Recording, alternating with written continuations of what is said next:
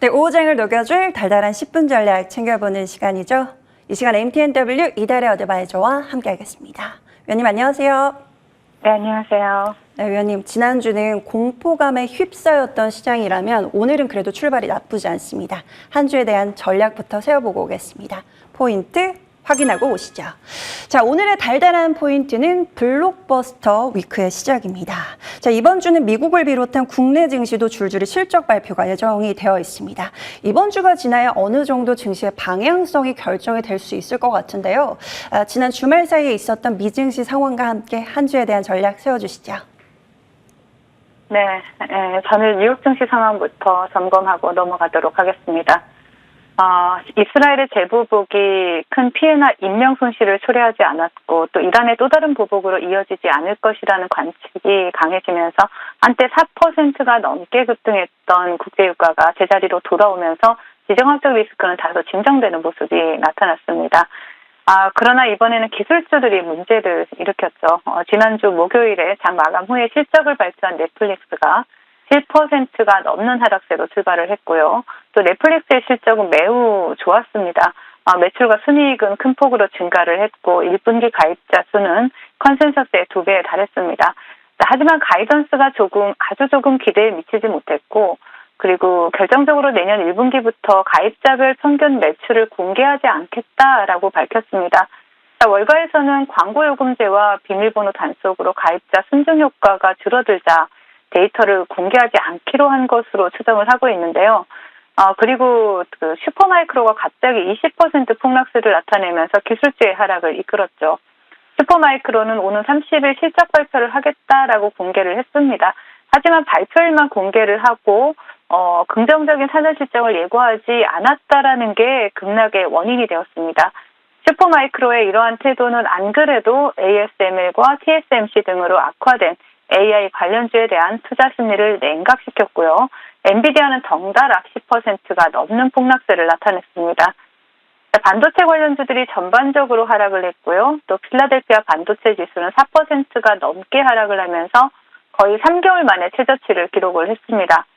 바이탈 랄리지는 현재 시장의 가장 큰 문제는 금리나 유가 지정학적 리스크가 아니라 기술주에 대한 불합리한 기대다라고 이렇게 꼬집었고요.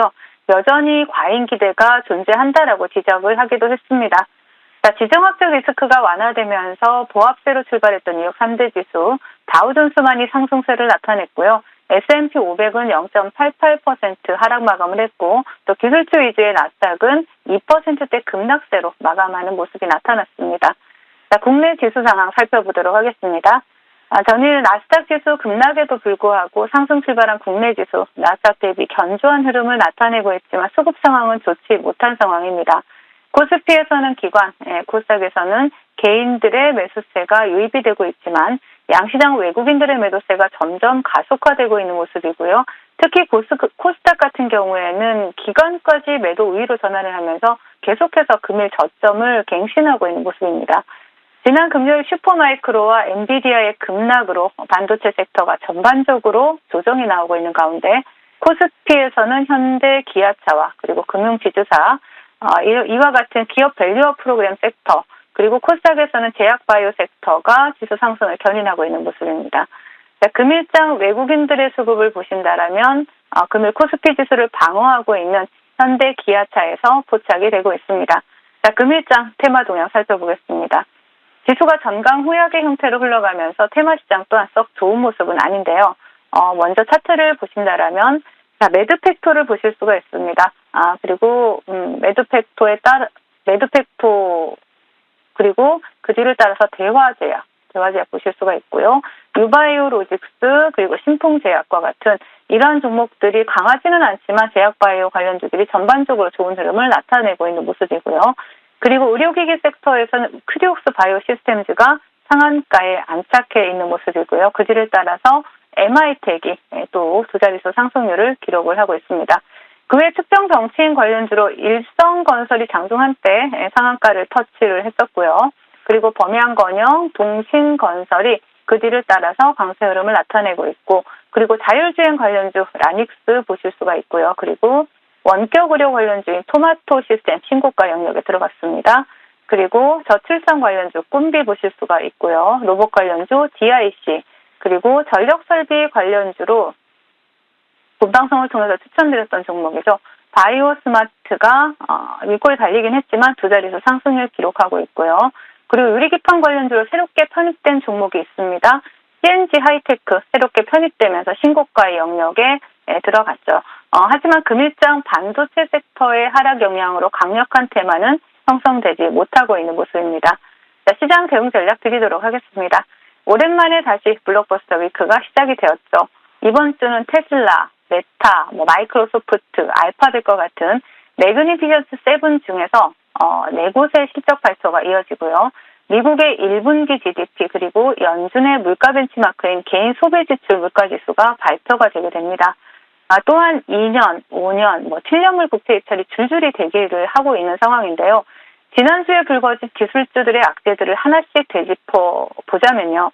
ASML의 부진할 실적은 미국의 대중수출 제한으로 인한 ASML의 개별적 이슈이고요. 반도체 업황 전반의 둔화를 의미하지는 않는다라고 보여집니다. 그리고 ASML은 하반기 실적이 개선될 것으로 전망을 했었죠. TSMC는 어닝 서프라이즈를 발표를 했고 또 반도체 시장에 대한 전체적인 전망은 조금 낮췄습니다. 하지만 AI 칩에 대한 수요는 아무리 노력해도 만족시킬 수 없을 만큼 강하다라고 밝혔습니다. 자, 슈퍼마이크로는 엔비디아의 GPU를 쓰는 서버 시스템 업체죠. 지난 6개 분기 중에서 4개 분기의 실적 잠정치를 발표를 했고요. 실적 잠정치를 발표하지 않은 것이 이번이 처음은 아닙니다. 또한 지난 금요일은 미국의 옵션 만기일이었기 때문에 수급적 요인이 낙폭을 키운 부분도 분명 존재한다라고 보여지는데요. 자, 앞에서 말씀드렸듯이 이번 주는 미국 빅테크 중에 네 곳의 실적이 발표가 되고 우리나라에서는 SK 하이닉스의 잠정 실적 발표가 있고요. 그리고 삼성전자의 실적 발표와 컨퍼런스 콜이 예정이 되어 있습니다. 자, 주요 기업들의 실적 발표와 컨퍼런스 콜을 확인하고 나면 AI 혁명의 모멘텀과 또 반도체 업황 개선에 대한 기대가 방향성의 문제인지 아니면 속도의 문제인지를 확인할 수 있게 되겠죠. 지난 금요일 나스닥 급락의 주말 내내 걱정이 많으셨을 텐데 편안하게 심호흡 한번 하시고요. 이번 주는 다소 보수적인 관점으로 블록버스터 위크를 지켜보시면 좋을 것 같습니다. 이번 주 내내 참 바쁠 것 같은데요. 또 한 주에 대한 전략도 위원님과 부지런히 챙겨보도록 하겠습니다. 지난주 시장 참 힘들었는데 오늘 월요일부터 달달합니다. 바로 이 종목 덕분인데요. 바이오스마트 볼게요. 지난주 금요일에 잡아주셨는데 와, 하루 만에 목표가를 강하게 뚫어냈습니다. 챙기신 분들도 많으실 텐데요. 목표가 상향 조정해도 좋을까요? 네, 맞습니다. 바이오스마트 같은 경우에는 충분히 목표가를 상향해도 좋을 종목이고요. 최근에 AI가 시작한 반도체 테마의 상승은 굉장히 좋은 흐름이었죠. AI 수요가 급증하면서 데이터 센터 증가하고 있고요. 그와 함께 또 전력 테마가 최근에 굉장히 좋은 흐름입니다. 미국에서 전력 설비 교체 이슈 부각이 되고 있고 그러면서 전력 변압기에 대한 수요가 증가하고 있기 때문에 동사의 자회사가 초고압 변압기를 공급하는 기업이죠. 그래서 더욱더 시장에서 부각이 되고 있습니다. 차트 보시면서 말씀을 드리도록 하겠습니다. 자, 동종목 같은 경우에는 전 거래일 지난 금요일에 본방송을 통해서 말씀드리면서 목표가를 뚫어내는 흐름이 나타났습니다. 자, 본방송 보시면서 하루 만에 또 목표가 돌파하는 큰 수익 챙겨가신 분들 축하드리고요. 자, 동종목 같은 경우에는 6,000원 라인을 지금 현재 이탈하지 않는다라면 다시 한번 상방 추세 강하게 이어갈 수 있다라고 보이고요. 조정 구간이 나온다 하더라도 5,000원을 크게 벗어나지 않는다라면 여전히 기간 조정이 나오더라도 상승 추세 이어갈 수 있다라고 보여지기 때문에 바이오스마트 같은 경우에는 목표가 7,000원으로 상향 조정해드리도록 하겠습니다. 네, 이제는 목표가가 지지라인이 될 것 같습니다. 지지라인 참고하면서 7,000원까지의 흐름 다시 한번 기대해 보도록 하겠습니다. 하루 만에 챙기신 분들 모두 축하드려요. 그래서 다음 종목 볼까요? SB소프트 보겠습니다. 지난주 화요일에 잡아주시고 이 거래일 만에 목표가 가시권 안에 들어간 종목인데요. 목표가까지 그대로 홀딩해 볼까요? 네. SB소프트 같은 경우에는 지금 이제 목표가를 향해서 차분하게 달려가고 있는 이러한 모습인데요.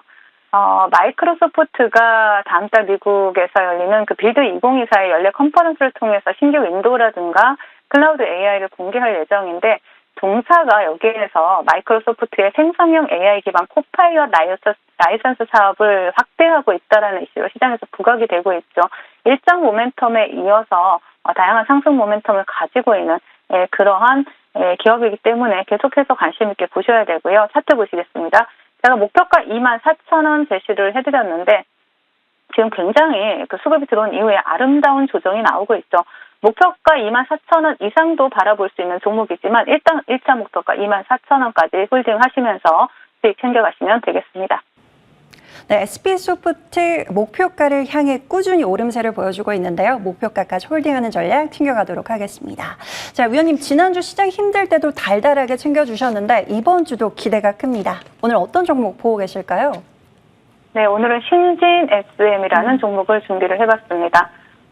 최근에 저한테 뭐 전기의 여왕이다, 이러한 표시어를 붙여주시는 분들이 많이 계시는데요. 그만큼 전력 설비 쪽은 계속해서 봐야 되는 섹터이기도 합니다. 동사 같은 경우에는 국내 최초로 구리 대체 소재를 생산하는 그러한 기업이고요. 또 그 최근에 구리 수요가 굉장히 확대가 되고 있죠. 전기차의 경우에는 내연 기관차 대비했을 때 구리 사용량이 평균 4배 정도 많습니다. 또 이러한 부분에 있어서 또 구리 수요량이 증가를 할 수밖에 없고요. 또 조금 전에 말씀드렸다시피 AI 수요 급증에 따른 전력 설비 관련주들 충분히 수혜주로 부각이 될 수 있기 때문에 계속해서 볼 수가 있습니다. 신진 SM 같은 경우에는 국내 최초로 구리 대체 소재 그리고 이런 탄소와이어 개발에 성공했다라는 이러한 부분이 이슈가 되고 있는데요. 차트 보시겠습니다. 자, 동종목 같은 경우에는 지금 현재 바닥권에서 수급이 들어온 이후에 대량의 수급이 유입되고 나서 시장이 뭐 지수가 하락하면서 음봉을 그려내기는 했지만 충분히 상승 흐름을 이어갈 수 있는 종목입니다. 자, 동종목 같은 경우에는 목표가 4,500원 그리고 손절가는 3,000원 제시해드릴 테니까 차분하게 분할 매수로 접근하시면 좋을 것 같습니다. 네, 오늘의 달달한 공략주는 신진 SM 받아보겠습니다. 목표가 4,500원 기억해보면서 이번 한 주도 기대해보도록 할게요.